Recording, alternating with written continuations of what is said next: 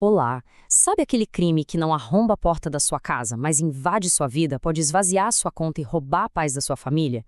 Pois é, estamos falando dos golpes com perfis falsos. E o que a gente vai fazer aqui hoje não é só uma análise, é um verdadeiro manual de sobrevivência digital, um plano prático, direto ao ponto, para que todo mundo saiba exatamente como se proteger e, mais importante, o que fazer quando cada segundo faz a diferença. Agora para pensar na cena. Chega aquela mensagem urgente no celular.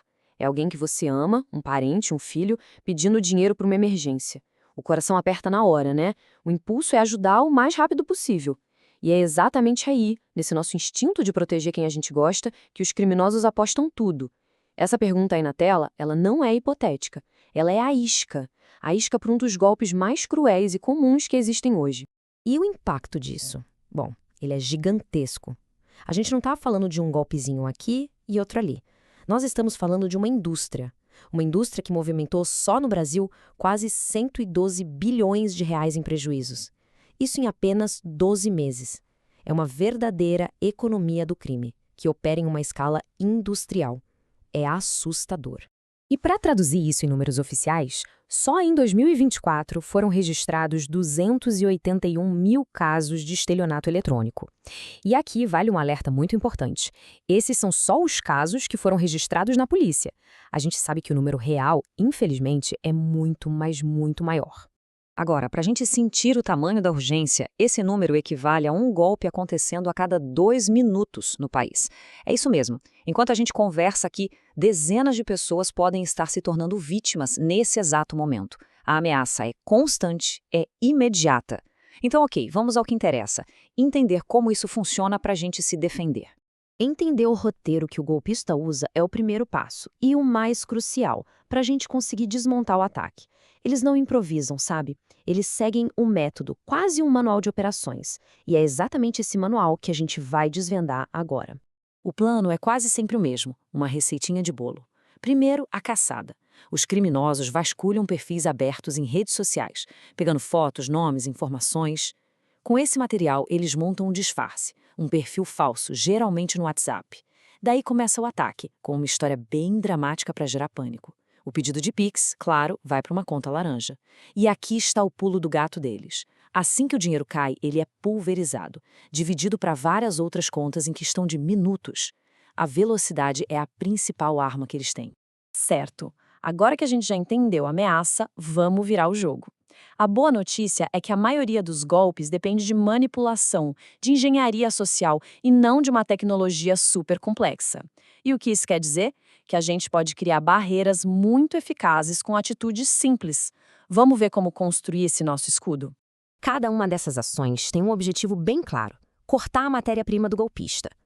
Deixar o perfil privado, esconder a lista de amigos e a dica mais importante, talvez, configurar a foto do WhatsApp para ser vista apenas por contatos.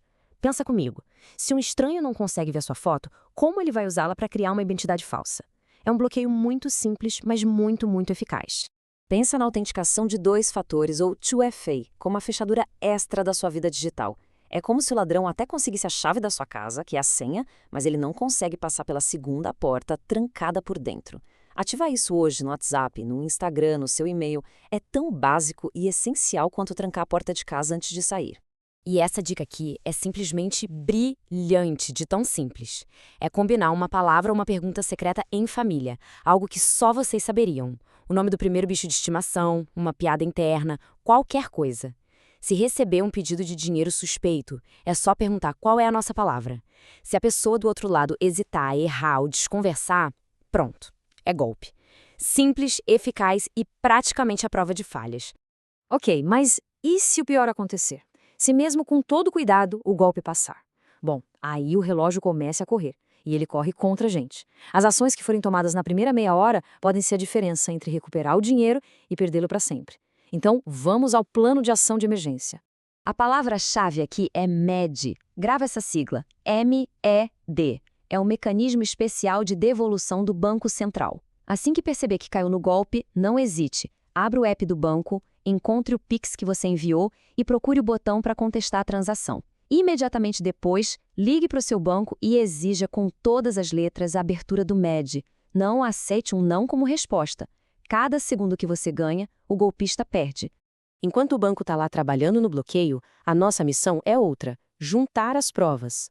O boletim de ocorrência, o BO, é o documento oficial que formaliza o crime. Os prints de tela são as evidências que provam o que aconteceu. Denunciar o perfil falso ajuda a tirar ele do ar e, o mais importante, avisar os seus contatos impede que a corrente do golpe continue e faça novas vítimas. E tem uma ótima notícia que torna essa agilidade toda ainda mais poderosa. O sistema MED foi aprimorado, ficou mais forte. Antes, o rastreamento era bem limitado e a taxa de recuperação do dinheiro era baixíssima, menos de 9%. Agora o sistema novo consegue rastrear o dinheiro por até 5 contas diferentes e bloquear os valores de forma imediata e automática. A expectativa de recuperação deu um salto, chegando até 80%. Mas, de novo, essa tecnologia toda só funciona a nosso favor se a gente agir em minutos, não em horas. Depois que a emergência passa, é hora de entender a responsabilidade legal. A vítima não está sozinha nessa. Tanto os bancos quanto as plataformas digitais, as redes sociais têm deveres. E se eles não forem cumpridos, isso pode gerar o dever de indenizar. Existe um conceito no direito que é fundamental a gente conhecer. É a responsabilidade objetiva. Parece um termo complicado, mas significa que, se houve uma falha de segurança no serviço do banco ou da plataforma que permitiu o golpe, eles podem ser responsabilizados. Por exemplo, um banco abrir uma conta para um fraudador com documentos falsos é uma falha clara de serviço. E por essa falha, ele responde. A lei brasileira oferece um verdadeiro escudo de proteção para a vítima, o Código Penal, que define que isso é crime. O Marco Civil da Internet, que obriga as redes a agirem. O Código de Defesa do Consumidor, que responsabiliza os bancos por falhas, e a LGPD, que protege nossos dados. Não é uma lei isolada, é um ecossistema legal inteiro projetado para amparar quem foi lesado. Bom, a gente analisou a anatomia do golpe, as táticas de prevenção, a resposta de emergência e os direitos. Então, o que une tudo isso? Qual é, no fim das contas, a defesa definitiva, a estratégia central que neutraliza o golpista? É exatamente isso, o conhecimento. A informação é a ferramenta mais poderosa que a gente tem. Saber como o golpe funciona, conhecer os sinais de alerta e ter um plano de ação claro na mente é isso que transforma uma vítima em potencial em alguém preparado, em alguém resiliente. E a gente termina com uma reflexão para o futuro que já está batendo na nossa porta. A tecnologia de deepfake, que pode clonar voz e vídeo, está avançando numa velocidade assustadora. Hoje qualquer um pode ter acesso a isso. A pergunta que fica é, como sociedade, a gente está se preparando para essa nova fronteira da fraude? Uma coisa é certa, a vigilância e a informação nunca foram tão essenciais como vão ser daqui para frente.